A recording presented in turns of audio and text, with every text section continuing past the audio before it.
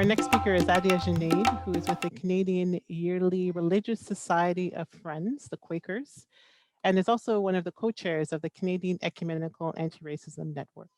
So welcome. Thank you. Thank you very much, Adele.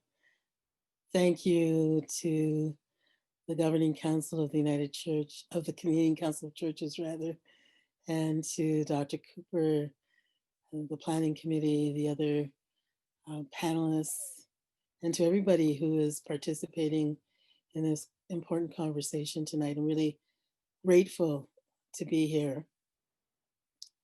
I am, as I was reflecting on the remarks of those who've gone before, I realized so many things that have been said or things that I had in my notes, beginning with the description or the remembering and naming of Defonte Miller. When I thought of the question, why is the International Decade for People of African Descent important for or to Canadian churches, the images of Defonte Miller, which I had great difficulty looking at initially, but forced myself to because I felt there was a responsibility. The image of George Floyd that I can't unsee. Yesterday was the 6-month anniversary of his killing. The images of nooses that have shown up in construction sites here in Toronto and in other parts of the country, symbols of terror. These are some of the things that came to my mind. But I also thought of the less overt examples of racism, the microaggressions that Fermina alluded to. And the reality that racism, as we know, is very much alive and well today. It isn't a historical fact, it's a reality today. I appreciated having the expectant silence, because in the Quaker tradition, silence is an opportunity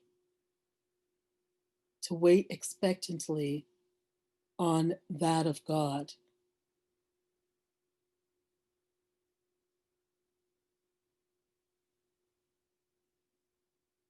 We recognize that of God in all persons, even those who are difficult to love. And I think we are called as people of faith to love.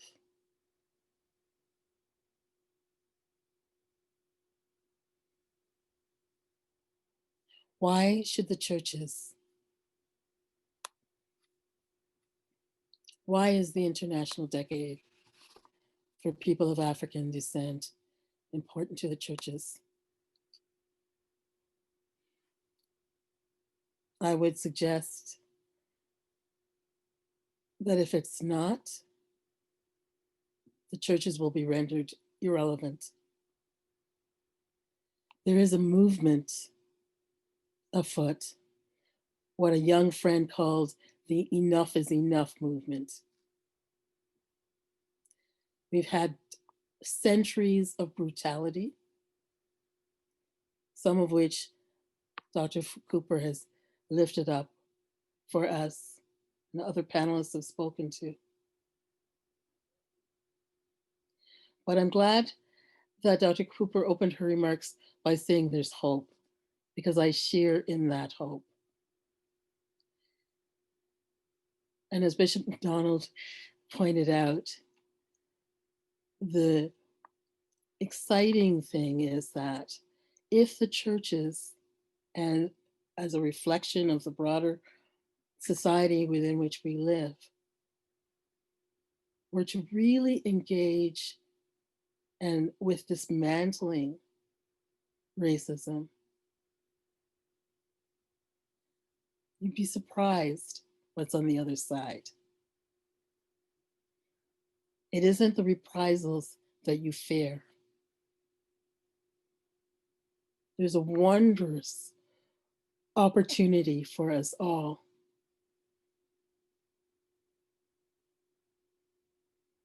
Amanda spoke about feeling in her stomach the sensations caused when she could reflect on some of the violence that we've experienced. I would invite us to sit with those feelings of discomfort, to get in tune with our bodies and listen. As I've been learning recently through being involved with embodied gatherings, recognizing the intergenerational trauma that is in our bodies from centuries of brutality. The violence and brutality and racism and anti-Black racism specifically that we have experienced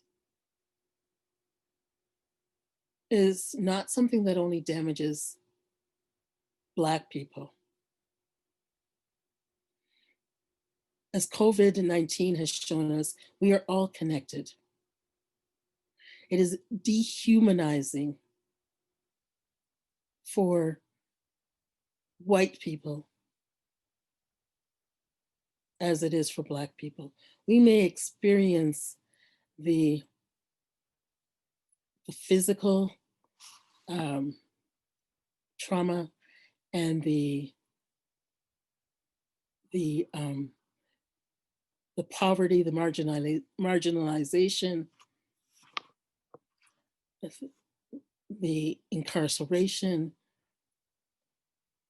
It will take a long time to heal and dismantle.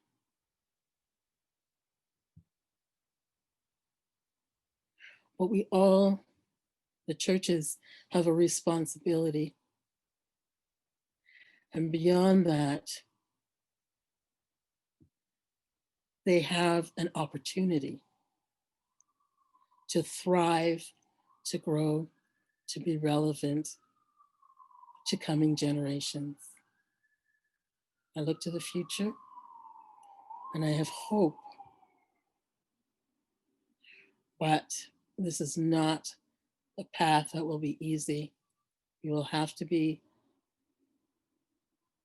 comfortable with the uncomfortable conversations.